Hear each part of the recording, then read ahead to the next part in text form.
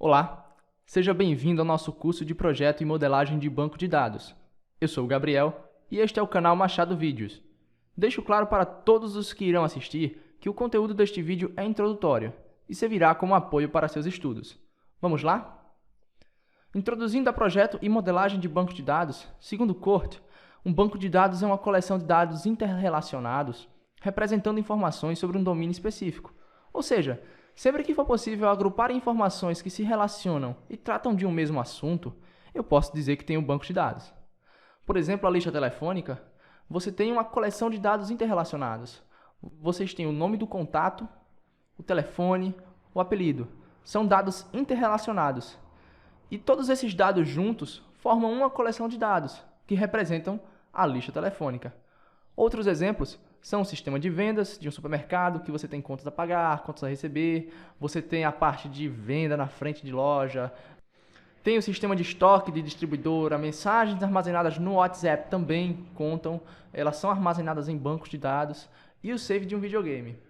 Eu tenho até uma dica interessante, antigamente os videogames eles não tinham bancos de dados, eles não armazenavam o save.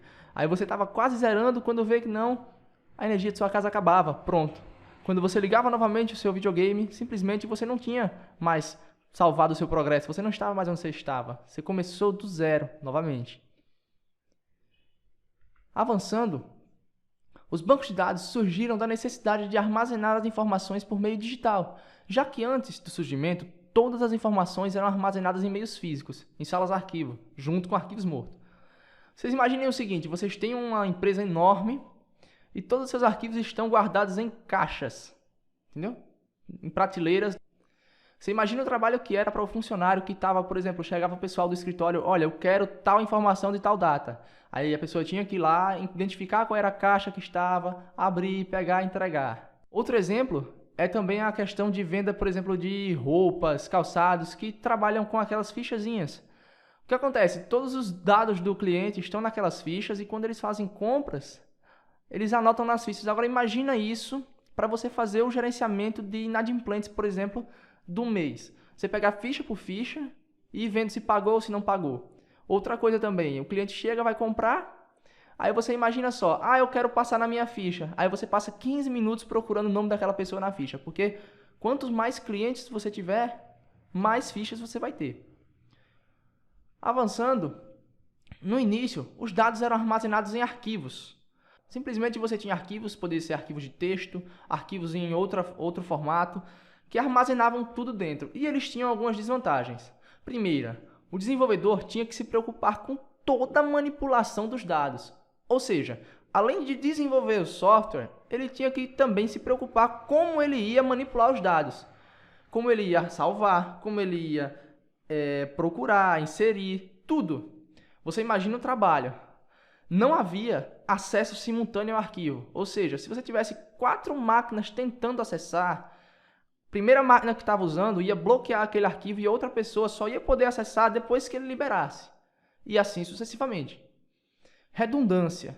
Os dados eram descentralizados. Como eu estou mostrando aqui na imagem, o departamento 1 tinha um arquivo que guardava os seus cadastros. O departamento 2, por exemplo, tinha outro arquivo que guardava os seus cadastros. E o departamento 3 tinha mais outros arquivos que guardavam seus cadastros. O que acontecia? Você fazia um cadastro no departamento 1 e quando você ia para o departamento 2, você não tinha aquele cadastro, você tinha que refazer o seu cadastro.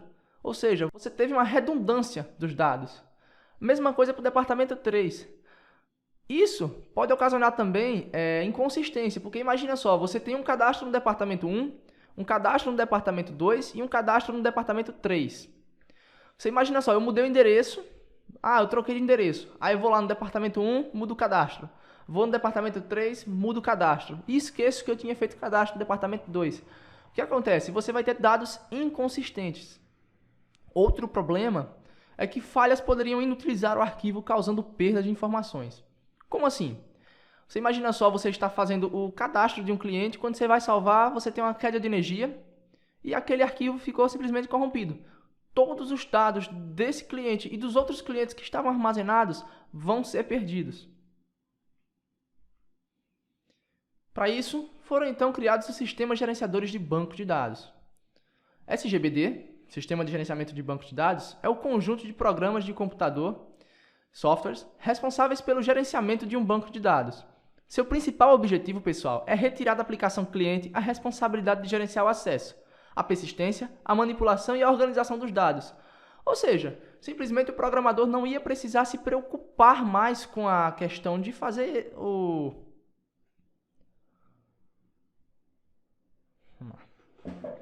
SGBD. SGBD, Sistema de Gerenciamento de Bancos de Dados, é o conjunto de programas de computador, softwares, responsáveis pelo gerenciamento de um banco de dados. Seu principal objetivo, pessoal, era retirar da aplicação cliente a responsabilidade de gerenciar o acesso, a persistência, a manipulação e a organização dos dados.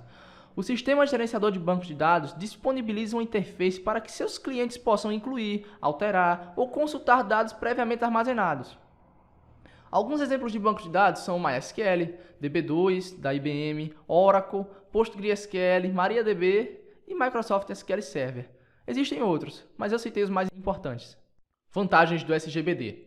O programador não se preocupa com a manipulação dos dados, ou seja, isso, além de aumentar a velocidade de desenvolvimento, faz com que ele não precise pensar como vai adquirir aqueles dados, como vai inserir os dados, ele não tem que se preocupar com isso. Essa informação, esse problema vai ser gerenciado pelo SGBD. Tem o controle de redundância e inconsistências, pois os dados serão centralizados, como vocês veem na imagem aqui do lado. O departamento 1, o departamento 2 e o departamento 3 agora contêm só um banco de dados, ou seja, todos os dados de cadastro que forem gravados aqui no departamento 1 vão servir para o departamento 2 e para o departamento 3. Com isso, nós também temos o acesso simultâneo ao mesmo banco, ou seja, o departamento 1, departamento 2 e departamento 3 podem ao mesmo tempo fazer uma pesquisa nesse banco. Por quê? Como ele não é mais um banco de arquivos, ele não é bloqueado pelo primeiro computador que está tentando acessar. Entendeu? O sistema de gerenciamento de bancos de dados vai gerir de forma que os três consigam acessar ao mesmo tempo. E, para a segurança dos dados, o sistema de gerenciamento de bancos de dados, ele trabalha com transações EST. O que são transações EST? Transações EST são o acrônimo de atomicidade, consistência, isolamento e durabilidade. Atomicidade significa que na transação ou se faz tudo ou não se faz nada. Não tem um meio termo. Ou a transação deu ok ou não deu. A consistência tem por objetivo garantir que o banco de dados antes da transação esteja consistente, que aquela transação vai dar certo. O isolamento, que garante que nenhuma transação seja interferida por outra até que ela seja completada. E a durabilidade, que como o nome já pode remeter, garante que a informação gravada no banco de dados dure de forma imutável até que alguma outra transação seja feita ou exclua.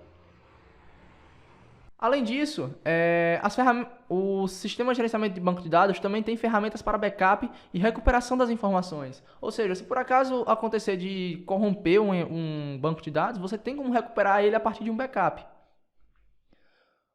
Dúvidas? Deixe então o seu comentário que eu responderei todas. Pessoal, antes de encerrar o vídeo, eu peço a vocês que deem um feedback a respeito do curso, que curtam o vídeo e se inscrevam no canal para me apoiar e para ficar antenado quando sair o próximo vídeo. Espero que você tenha gostado do conteúdo e nos encontraremos no próximo vídeo. Até mais!